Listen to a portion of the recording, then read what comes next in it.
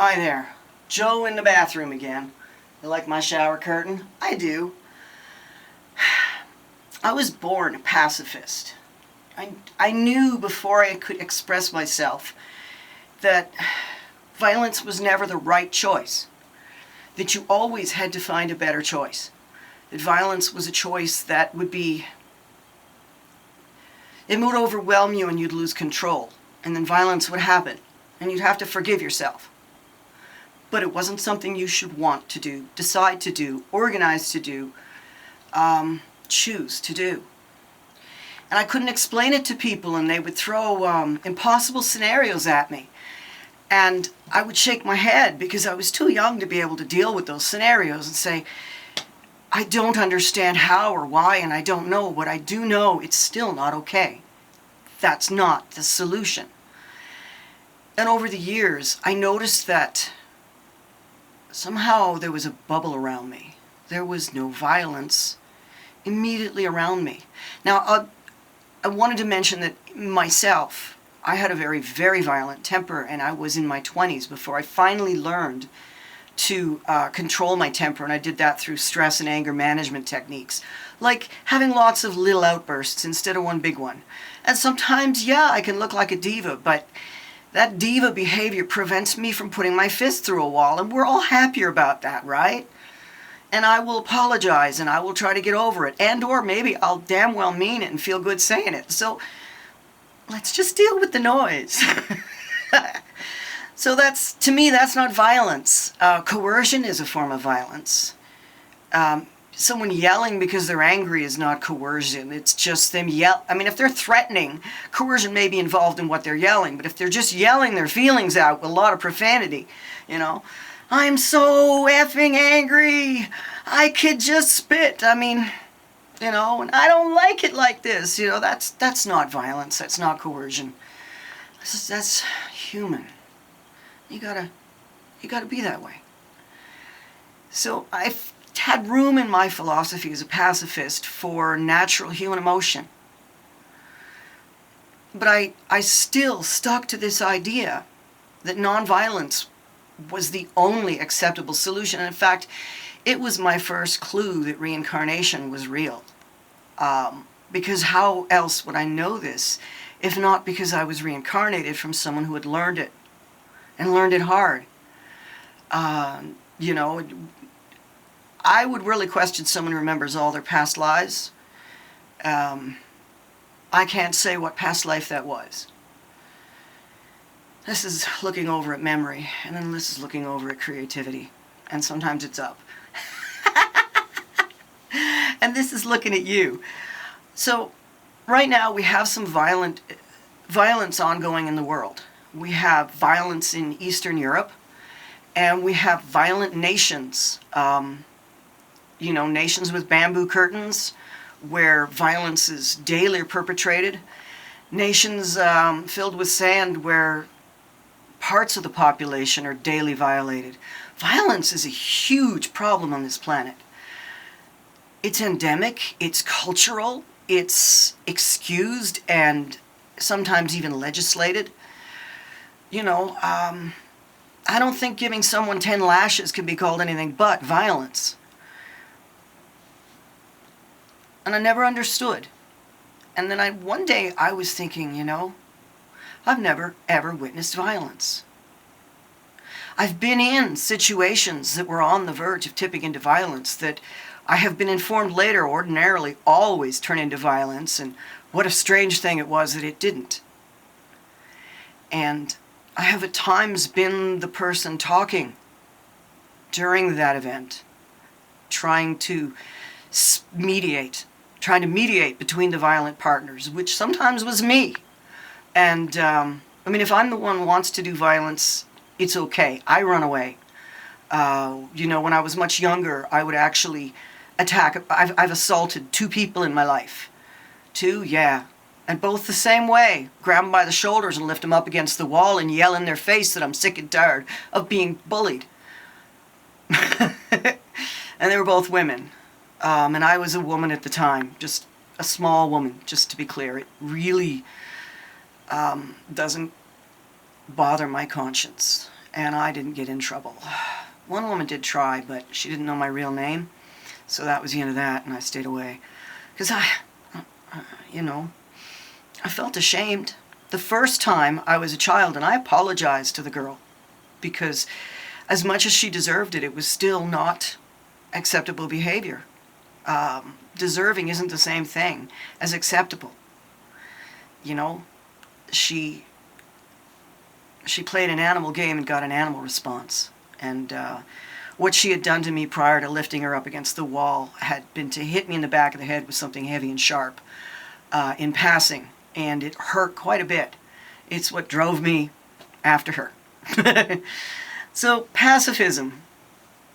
Now, we have frequently put together large armies and invaded violent nations to take down the leader and to change the political system over to a democratic one. And, if you don't know what these countries are, I urge you to research them. I don't want to name names this time. I want to talk about a general trend of human nature, which if you've been studying history, you know what I'm talking about. I think so. And if you don't, study. Okay, I'll throw out a few names. No, I'm not going to. There's just too many, and I'm only going to get a couple, and I don't want to single them out. You got to consider all of them, but there are quite a few countries that wind up with violent, oppressive dictatorships. And then external countries have gone in to rescue them, throwing armies in there, killing so many people in the process, doing tens of millions of dollars of damage, hurting. And the country goes right back to the same old thing within a generation. Now, we have often seen in our own democracies the efforts of tyrants to become oppressors, to become empowered, to take dictatorship. We've seen them try to push laws that will let them get away with everything. We've seen them change laws. We've seen them change laws and try to take over the world, and nearly do so, and cause the entire world to go to war with each other. We've seen all of these things in our history. It doesn't work. Oh, and by the way, to name a name, Germany went from a dictatorship to a democracy back to a dictatorship within a generation, because they had royals and then they had a democracy which quickly became subverted. Now, why would a country go from a dictatorship to a democracy back to a dictatorship is the big question here, because that's the thing we need to solve. If we want to help people behind the bamboo curtain, if we want to help people somewhere else, if we want to help people anywhere, our best bet is not to send in an army. Our best bet is to send in resources. They need food, they need medicine, they need books, they need radios, they need cell phones with working SIM cards, they need ways to subvert their government, they need ways to unite themselves. That's what we send in. We send in the tools and resources they need. We find a way to do that. I mean, if we can muster an army, can't we rocket fire some food over a border? I don't know. There must be a way. They're smuggling children across borders. Surely you can smuggle medical supplies for the general public too, as an NGO. So that's the sort of thing that our big old brains should be working on. Not how to kill this guy or bomb that city. Because every time we do that, it fails. And here's my theory of why it fails. When the people in a nation take democracy for themselves by communicating and educating each other, by organizing together as a group and recognizing themselves as a coherent citizenry who are going to take their freedom back, those people have a story to tell when they're done. They win because you can't fight a crowd. I'm sorry, I don't care how big you are or how many guns you have. There's always more citizens than army, and the army are citizens. And at some point, buddy, go find Imelda Marcos and get some advice on how to get out of there. And so, or was it Ferdinand Marcos? You know what I mean. I'm just stretching as I stand, or it hurts too much to stand, and I'm standing. for this whole rant.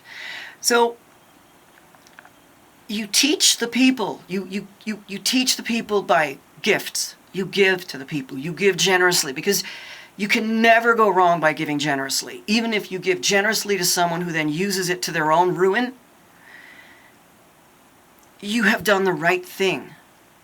And you have been the right person. And you have shown the right kind of world. And you couldn't heal their problems. And they were going to go to that ruin. So don't think that being generous and then they drink themselves to death is your fault. Just be generous. Be generous. Someone wants something you don't need. Hey, no problem. Hey, here, just take it. And then they go, well, tell you what. Here, this is something for you. I give you something. The world economy blooms. It's amazing. And you can do that between countries. And you can do that with NGOs. And you can do that with charities. You give those people the resources they need to take their own freedom. And they will have a story that they tell their grandchildren and their grandchildren's children. And it's on the school curriculum. How we took our freedom back. And the nation never forgets. And they don't stop teaching it. They remember how government works. It becomes part of the social knowledge how a government works. And what your rights are. And why you deserve them. And what social discourse is. And how important it is to remember to communicate with the village 3 valleys over. And to stay in touch with everybody and to keep a communication network going. And the infrastructure and resources that they're able to build as a result of your generosity. Strengthen them as well. Because one of the places in which dictatorships bloom is poverty. When everybody's just too desperate to pick up their head and see where they are, they're just in survival mode, it's really easy for a dictator to take over. And I think we've seen shadows of that recently in some of our largest countries on the planet, just in the last 50 years.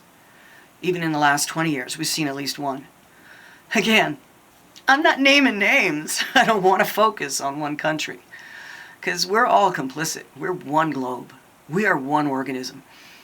Your body is made up of billions and billions of tiny organisms that we call cells. But they are actually each independent living things that are just connecting and working in harmony together to create a functional society. And they in turn are created smaller organelles, which are also living creatures, working together in harmony to create a functioning unit, which are made themselves of something we don't recognize as stretching again, recognize as living, atoms and protons and molecules working together, and that doesn't mean they're not, working together in harmony to create a functional society, to create a living thing. And so the earth is also, now right now it's very sick. It's very sick because its evolution has encouraged the animals on it to be very selfish, to be very territorial, to be xenophobic, to put themselves first, to put their genetics first, because that's what's been successful for evolution. And now the planet can no longer continue to get bigger. It has to evolve differently. And we've seen in island populations that humans definitely have a strong social side. They can be extremely socially cooperative. We would probably be a lot farther along this route right now if we weren't supporting such a huge number of money-minded people who are probably the craziest people on the planet. They have let their power and their delusion of self-control, their delusion of control, due to that power and money, because there's so much they can control, they think they have control over life, and that's crazy. And there are, the lunatics are running the asylum. The lunatics have taken over the asylum. That's Fun Boy 3. Look it up. It's a great song. The lunatics have taken over the asylum. Anyways, it's a good song. Violence isn't the way forward. Sending in an army isn't the way forward.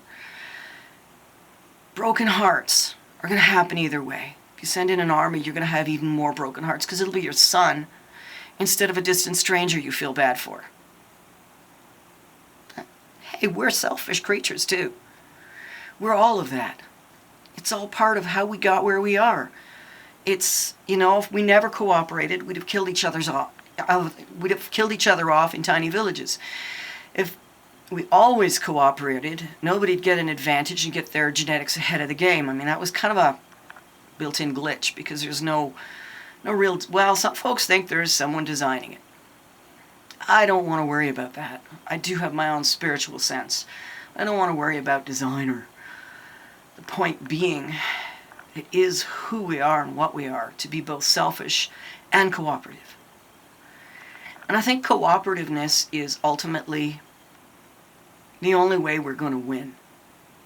And in order to be cooperative, you first must be generous and willing to be taken advantage of at least once. I mean, you don't have to cooperate with someone that's being dishonest with you. Of course not. But that doesn't mean you go after them with a knife. So I think in terms of the world events that we're currently fearing, I think we need to start yelling a lot louder our aversion to war, our aversion to violence, and I think we need to start putting a little more oomph behind our words by reaching out more to the charities that do things about this problem. Charities that go in and help. Now I can name, my favorite charity is the Mennonite Central Committee. Those guys are true to their religion, true to their beliefs, true to their faith. I'm not saying that Mennonites are some paragon of virtue, but man, that Central Committee, they really are a charity. They really do go in and they really do help. And they go in places other people just can't muster because they can do it in small batches as well as big ones. They're one of those organizations comprised of bubbles instead of one big circle. And so they can handle a lot of flexible situations. So and they run thrift stores, and of all the thrift stores I've ever been in, theirs were the best price, and they were the most willing to just give you stuff because they can tell that you need it, and you're budgeting $5 because you need a wardrobe for your new job. And then it's like, yeah, $5 will do, And so I would really like to push the Mennonite Central Committee as a world charity that you can support to help support people in strife-ridden countries. And from my heart to yours, don't let your babies grow up to be soldiers. Just don't.